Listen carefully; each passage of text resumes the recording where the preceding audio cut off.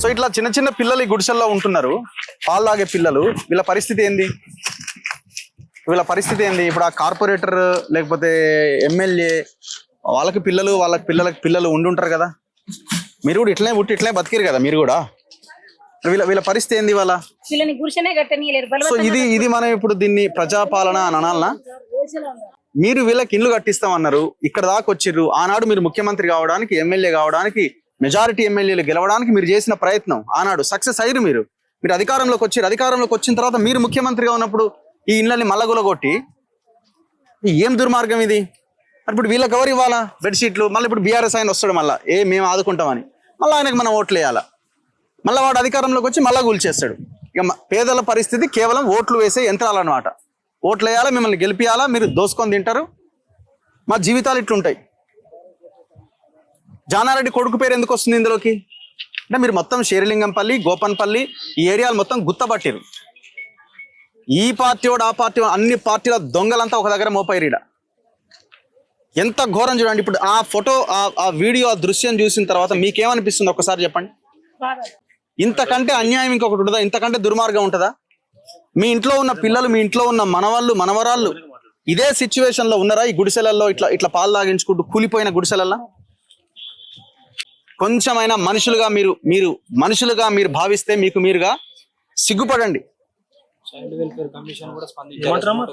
So ఎవరైతే child welfare commission, ఇప్పుడు ఆమె మహిళా చైర్పర్సన్ శారద గారు, నారాయణ కాలేజ్, శ్రీ చైతన్య కాలేజ్, వీడికి రండి. ఎంతమంది మహిళలు ఉన్నారు ఇక్కడ మీకు అర్థమవుతుంది. చెప్పమ్మా. మేము ఇల్లు కూలగొట్టేసారు సార్. మేము స్కూల్ కి పోకుండా 15 రోజులు అవుతుంది సార్. ఇంటికాడనే తిండి తిప్పలేక ఉంటున్నాం సార్. ఇంటికాడ మా డాడీ వాళ్ళ జతకు. ఏ క్లాస్ చదువుతున్నావు? 3rd class sir. ఏ స్కూల్? Government school. ఎక్కడ ఉంది గవర్నమెంట్ స్కూల్? ఇక్కడ. ఎట్లా పోతారు రోజు స్కూల్ కి? నడుచుకుంటానే వెళ్తున్నాం సార్. ఎంత దూరం ఉంటది? అంత దూరం ఎట్లా నడుస్తారు బ్యాగ్ వేసుకొని? నడుస్తారు. మరి ఇప్పుడు ఎక్కడ తిన్నావు? పొద్దున మధ్యాహ్నం తిన్నావా అన్నం? తినలేదు సార్. తినలే ఇంకా. నీ పేరమ్మా? స్మార్టీ. చెప్పు, ఏమైంది? ఎవరు కూలగొట్టిరు ఇవన్నీ? ఎవరో ఏమో వచ్చి సార్, మేము ఇంట్లో ఉండగా సామాన్లన్నీ తీస్తున్నాం సార్. అయితే కూలగొట్టి సార్. మేము స్కూల్కి పోకుండా 15 రోజులు అవుతుంది. ఇక్కడనే ఉంటున్నాం ఇంటికాడ మా డాడీ వాళ్ళ జతకి. మా డాడీ వాళ్ళు కూడా అందరు పనికి పోతలేరు, ఇక్కడనే ఉన్నారు సార్. ఎన్ని మంత్స్ అమ్మా బాబుది? బాబా పాప? పాప. ఎక్కడ మీ ఇల్లు? ఇక్కడ. ఇదే ఇల్లా? ఓకే. మళ్ళీ కూలగొట్టిన తర్వాత మళ్ళీ కొంచెం దాన్ని సెట్ చేసుకున్నారు. మొత్తం కూలగొట్టింది. మొత్తం కూలగొట్టేసి. కూలగొట్టేటప్పుడు మీరు అడిగారు వాళ్ళని? అడిగాము. అడిగితే ఇంకా అట్లానే మాది ల్యాండ్ అని చెప్పుకున్నారు, బెదిరించారు. అట్లా మేము సైలెంట్ అయిపోయాం. ఎట్లా ఇప్పుడు మీరు బాబుకి మీరు ఎట్లా ఉంటున్నారు ఇక్కడ? అంటే నైట్ పూట నేను కిరాయింటికి వెళ్ళిపోతున్నాను, పగలు వచ్చి ఇక్కడే ఉంటున్నాను. పిల్లని తీసుకొని ఇక్కడ పగలు ఇక్కడే ఉంటున్నాను, రే అక్కడికి వెళ్ళిపోతాను. ఏం పని చేస్తారు మీరు? మేము ఏం పని చేయము, ఇంటి దగ్గర ఉంటాం. టైలర్. మీ హస్బెండ్ ఏం చేస్తాడు? రాయి పని చేస్తాడు. ఓకే. సో సిచ్యువేషన్ చూడండి, ఎంత దారుణం, ఎంత భయంకరమైన. ఒక్కడు ఫోన్ ఎత్తట్లే, ఒక్కడు. తెలిసిపోయింది ఆల్రెడీ.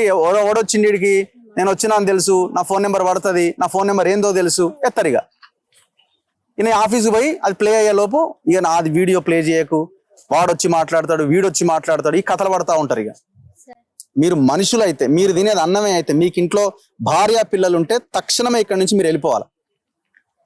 నేను ఇది గతంలో పిసిసి అధ్యక్షుడు, ఇప్పుడు ముఖ్యమంత్రి మాటల్ని నేను విశ్వసిస్తూ నమ్ముతూ మీరు మాట్లాడిందని నేను ఇక్కడ మాట్లాడుతున్నా. వీళ్ళకి పట్టాలు ఇస్తామన్నారు, 60 గజాలు ఇచ్చేయండి.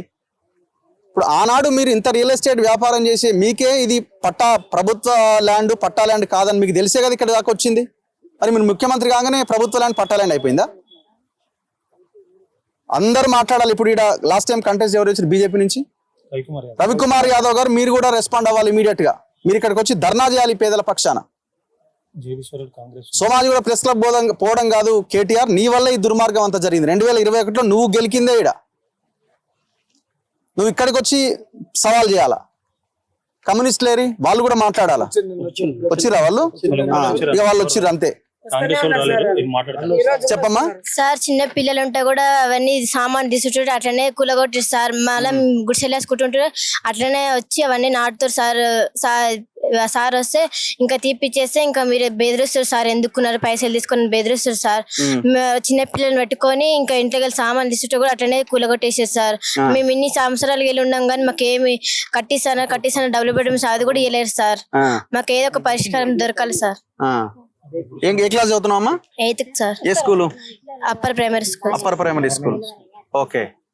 సో రోజు ఎట్లా వెళ్తుంటారు మీరు? ఎంత దూరం స్కూల్ ఇక్కడ నుంచి? కిలోమీటర్ దూరం ఉంటుంది సార్. నడుచుకుంటూ పోవాలా? వెళ్తాం సార్. నడుచుకుంటూ పోవాలి, నడుచుకుంటూ రావాలి.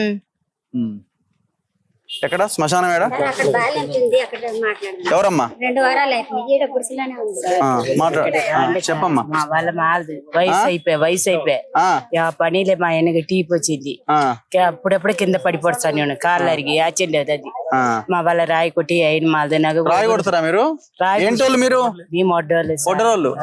ఒడ్డరోళ్ళు ఎంత మంది ఉన్నారు ఇంట్లో? అందరు ఒడ్డరోళ్ళే.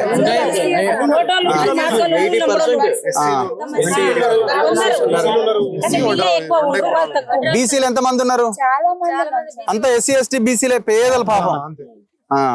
ఆ కూపురు మాట్లాడదాం.